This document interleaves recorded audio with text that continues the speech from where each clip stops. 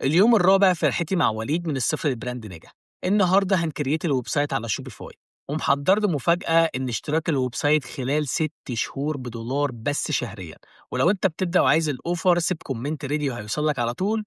ويلا نبدأ. ايه الاخبار؟ كله تمام الحمد لله. رجعت كم موقع امبارح؟ حوالي 20 25 موقع كده. في حاجه حسيت انك تقدر تقدمها بطريقه مختلفه؟ اكيد. طب وايه الحاجات اللي شفتها مش كويسه؟ تصاميم وحشه وويب سايتات ما بتشتغلش بسرعه. التمبلتس المتعودين عليها اللي انا عارف وهم عارفين انه ده نصب، فما كنتش مرتاح ابدا وانا بدخل. طب وعايز البراند بتاعك يبقى عامل ازاي؟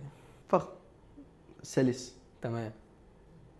حسسك ان دي حاجه حقيقيه وحاجه واقعيه وحاجه يعني حاجه حاصله، مش شركه نصب كده اللي هو الجماعه اياهم اللي عامل له ويب سايت كده ويشتري وخلاص اخلع ومفيش حاجه بتوصل. لا جاهز نخليه فخم؟ يلا يلا بينا، توكلنا على الله. النهارده كان من أصعب الأيام، لأن من مجرد فكرة لهوية كاملة وموقع بيعبر عنها، لأن ده أول انطباع للعميل ومفهوش فرصتين.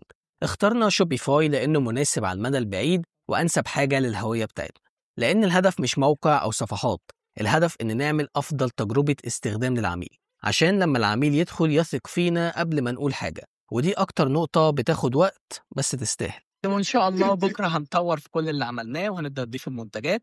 فلو مكمل معانا اعمل فولو، وطبعا كيب